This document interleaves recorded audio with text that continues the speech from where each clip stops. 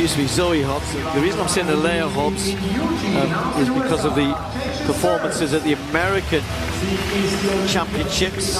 Jacia Sears going well for the USA this season, but Julien Alfred will be the favourite here. Although Talu Smith, I hesitate to use the word veteran, but you almost can't say that. She's incredibly fast still. Now Clayton has a chance here. Got injured at the Jamaican Championships. Must win this. That's a tall order. Dina Asher-Smith of Great Britain in 7. Then Maya McCoy of United States in lane 8. And on the outside, taking advantage of a home country wild card, Salome Cora, one of the Swiss relay team members. So yeah, Tia Clayton had pretty much 7 weeks out and then burst back onto the scene in Silesia with an incredible 9, wouldn't it? 10.86. So that will mean Julien Alfred, who is in superb form across 100 and the 200, looks relaxed. Diamond League title for her at stake for Tia Clayton.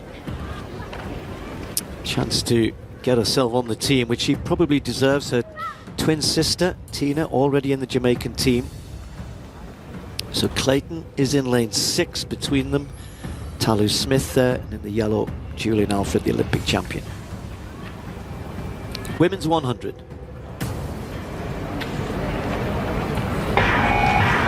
There's just a bit of a movement from Alfred before. We might get a faulty start there rather than a false start, I think.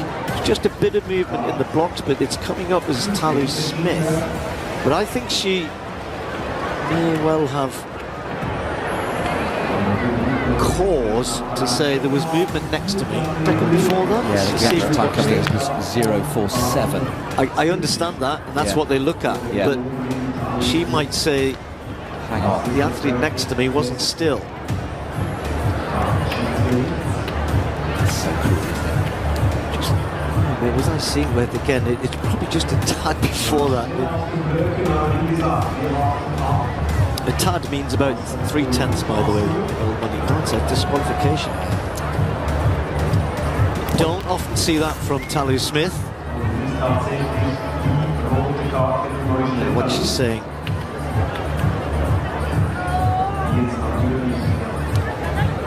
She can, of course, run under protest. She is not happy, as you can see. I can't think of many times in her career when she has been false started, Steve. No, I mean, she doesn't need to. She's a good starter. Generally, it's a good part of her race. She's running so quick at the minute. Very quick over 200 recently as well in Lausanne. Now what we're getting. Protest. So Smith able to run in lane 5, just adds to the tension here. I'm sure for Tia Clayton even more so. She knows her job is fairly simple, win. But to do that, you've got to beat the Olympic champion who's in great form. That's certainly asking something. I don't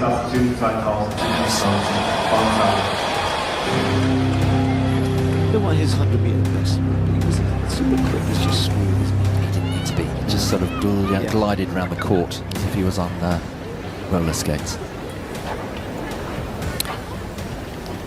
Van der Weken on the far side, Zoe Hobbs, then Jacia Sears, Julien Alfred, Olympic champion in 4, Talu Smith, then Clayton, Dina Asher-Smith, McCoy in 8. Right.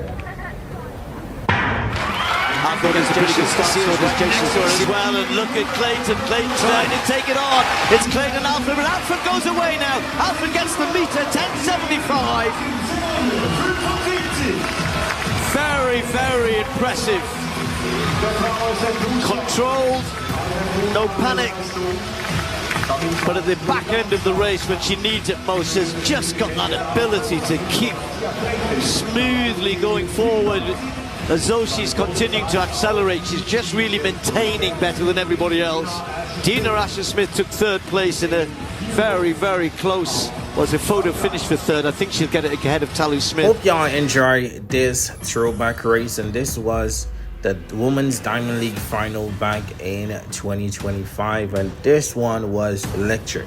This one was exciting, and we had a bit of drama in it as well, as Talu was started and she was given the red card. However, she decided to run on the protest basically, and they, as you saw, they tried to get her off twice, but she decided she wanted to run. She came to run, and she definitely ran, and she finished third. But as y'all can see, the two dominant females of this race from the start to finish was Julien Alfred, the winner of the Diamond League final, and yeah, she definitely got the Diamond League trophy, and Tia Clayton, who came up short. And Tia Clayton wanted this win more than anyone in this race, because that win would have basically given her a spot in the 100 meters at the World Championships last. But Julien Alfred definitely wanted to add to her tally. Despite being in the reigning Olympic champion, she wanted to add, and she was already in the World Championships, but she wanted to add that Diamond League trophy to her trophy collection basically. Yeah, and as y'all can see, she pulled away from the track very smoothly after Tia Clayton was leading for like around 50 to 70 meters of the race. But yeah, she just came back and just took it away from Tia Clayton, who unfortunately did not get to run in the flat 100 at the World Championships, but she did compete in the relays, and that's a plus for her. But yeah, this one was exciting, and it was a good matchup as well between Tia and Julien Alfred, both young female sprinters. Julien Alfred, so much she has accomplished since she has won the collegiate 100 meters at the collegiate level, and now she's now doing pro. She's been pro for 2 years now, 2 to 3 years, and she has already won the Diamond League final and the Olympic final. She also has a medal in the 200 meters at the Olympics. At the World Championship, she has a bronze medal. So Julien Alfred, I must say, kudos to her. She's definitely stepped up. She continued her dominance since leaving college. We have seen a lot of college athletes fall off tremendously. They dominated the collegiate circuit. For example, Abby Steiner, we haven't seen or heard from her, I think, since 2023. Like one race in 2024, but we haven't seen or heard from her since. And she dominated the collegiate space around the same time Julien Alfred was doing it, basically. But we haven't seen or heard from her. And there's so much other athletes who dominate, ran super fast times during college, but when it comes on to being pro, it's a whole different thing. But we're seeing where Julien Alfred and her team is managing it perfectly, and she's just dominating, and she's delivering at the highest level, and she's not ducking, she's not hiding or running away from anyone. Whenever she gets the big race, she steps up, she competes to the best of her ability, and we're seeing that happen. So yeah, kudos to Julien Alfred and that. But yeah, the twin turbos are coming. They're getting better, they're getting faster, and yeah, so we should have some really good matchup coming in the near future between these two. But yeah, hope y'all enjoy this throwback race, and feel free to leave y'all thoughts on this one in the comments.